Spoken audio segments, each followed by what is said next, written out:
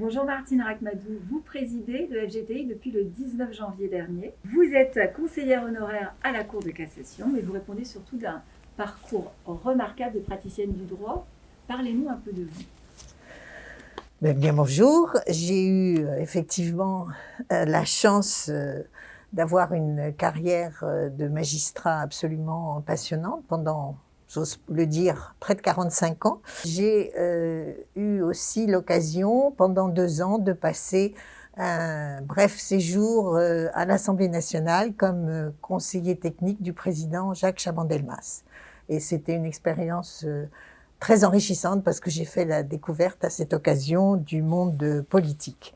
Ensuite, j'ai été vice-président à Paris pendant près d'une dizaine d'années à la 17e chambre qui s'occupe des affaires de presse, donc toutes les affaires d'actualité qui étaient aussi passionnantes.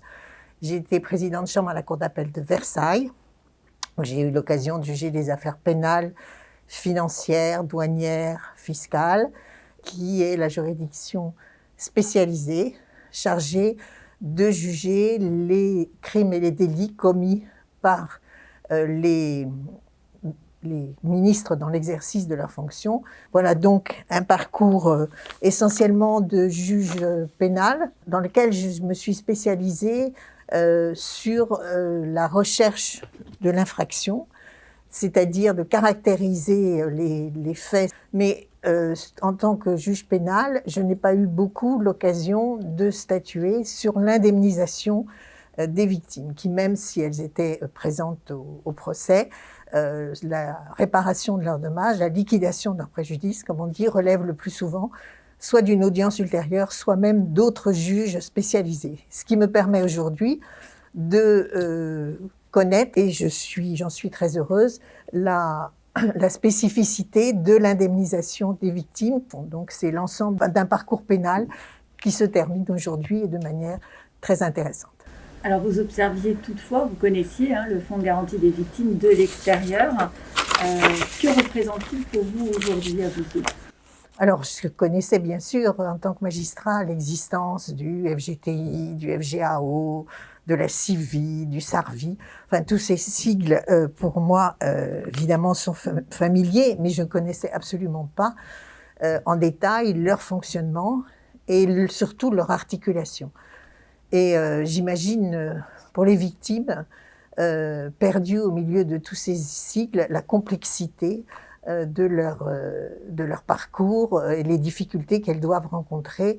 Alors, je sais bien que tous ces sigles, en fait, toutes ces institutions viennent d'un empilement de lois ou de textes réglementaires qui ont été créés ou votés à la suite d'un événement dramatique et auquel le politique se doit de répondre. Et je crois que c'est toute la mission du FGTI d'essayer de guider les victimes au milieu de cet enchevêtrement de textes et d'institutions.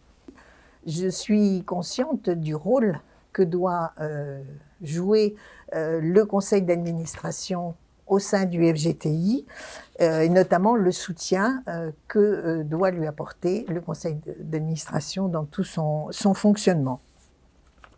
Comme le relève la Cour des comptes dans son dernier rapport de février 2021, la gestion et le fonctionnement du fonds apparaissent particulièrement satisfaisantes et la réactivité et la bienveillance de tous les salariés du fonds ont été particulièrement relevées, saluées par la Cour des comptes. Il reste 2 points un peu névralgiques pour lesquels on devra trouver une solution, qui sont la situation juridique du fonds et sa situation financière à long terme.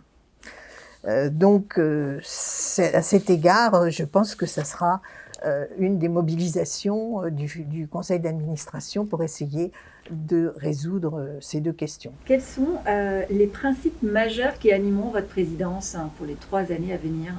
Il faut faire respecter son bon fonctionnement actuel, qu'il ne faut pas abîmer un outil qui fonctionne bien et que la communauté internationale nous envie. Il faudra peut-être développer l'efficacité encore du fonds par l'accompagnement personnalisé des victimes, qu'elle a bien sûr fait déjà, mais je pense qu'il y a des initiatives qui sont prévues, telles que par exemple le développement des prestations en nature, qui permet aux victimes de se reconstruire. Le troisième point, c'est qu'au milieu de tous ces intervenants en matière d'aide aux victimes, qu'ils soient d'ailleurs publics ou privés, je pense qu'il faut faire connaître d'une manière plus précise le fonctionnement du fonds, le mettre en valeur, que les citoyens sachent que cet outil existe. Enfin, dernier point, et ça c'est un réflexe de juge pénal, je pense qu'il faudra aussi maintenir la lutte contre la fraude. C'est-à-dire que par respect pour les victimes, les vraies victimes d'infractions, il est important que les fausses victimes, je suis très fière d'avoir été nommée à ces fonctions. Merci Martine, en tout cas on est très honorés également de vous avoir comme présidente du FGTI.